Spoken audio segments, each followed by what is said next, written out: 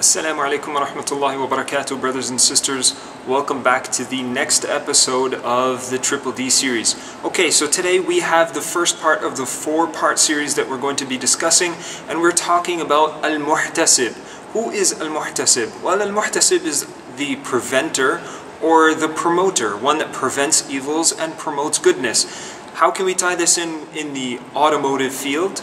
Let's say the mechanic, or even better, since you don't want to be called grease monkeys, we'll call ourselves technicians, since we live in a technologically advanced society. Okay, so the first part that we're going to discuss are the conditions for this technician. The conditions for somebody who wants to do da'wah, who wants to do hisbah, who wants to spread good and forbid evil. So the first condition is that you must be mature and you must be sane.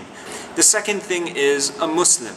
You need to be a Muslim. Why do you need to be Muslim? Well, there are non-Muslim technicians out there. But as we discussed previously, in order to benefit from the rewards of your good actions, you need to be a Muslim. Because in the hereafter, if you're not a Muslim, all the good actions that you do, if you're not a believer in Allah subhanahu wa ta'ala, then these actions will be useless on the Day of Judgment. And so the next point, the third point, is having permission. Now when we talk about hisbah, having permission in Muslim countries is a really big issue. For some people, just walking the streets and telling others what to do may not be such a great thing to do. But if you associate yourselves with the certain organizations that are out there, for example, in certain Muslim countries, we have organizations that encourage people to do good. Associate yourselves with those organizations, that's fine.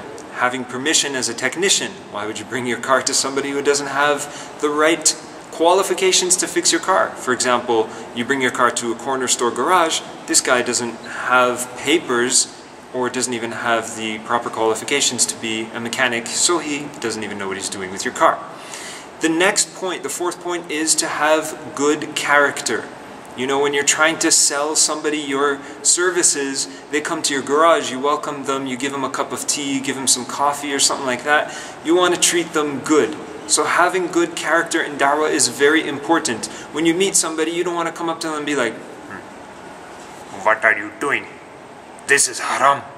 No, you want to greet them with a nice, smile on your face and come up to them nicely, ask them how their day is going. Just have good character in general. That will buy over their hearts, insha'Allah ta'ala. The fifth point is knowledge. You don't want to go out there and talk to people about doing good without having knowledge. They're going to look at you and say, "Why are you coming to me? You don't know anything in the first place." Similarly, if you bring your car to somebody to be repaired and they don't have knowledge of your vehicle, they're going to say, "Well, shouldn't there be 6 wheels on this car because then there's better stability on the road?" They don't know anything about cars. Alright. And the last point that we're going to mention is capability.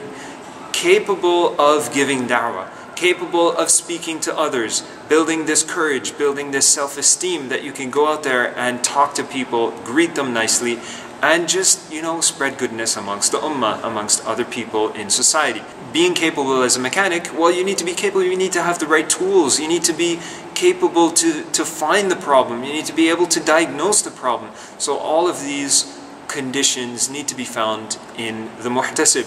We move on to the second part, which is the etiquettes. Okay, so we're going to be talking about the etiquettes of being a da'i or being a muhtasib. Now we're not going to mention all of them, but a few etiquettes that we're going to discuss are, for example, sincerity.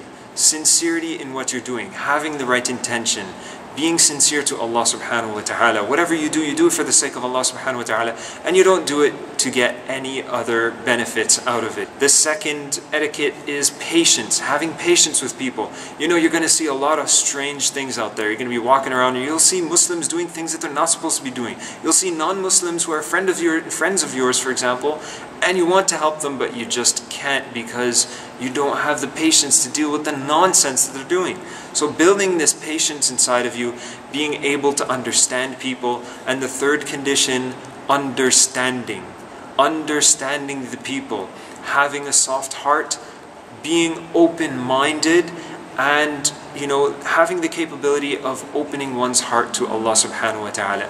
Understand them, listen to them, talk to them, and just want good for them. And insha'Allah ta'ala, you will be from the greatest of those who spread this deen, insha'Allah ta'ala. Wa jazakumullahu khairan. Wassalamu alaikum wa rahmatullahi wa barakatuh.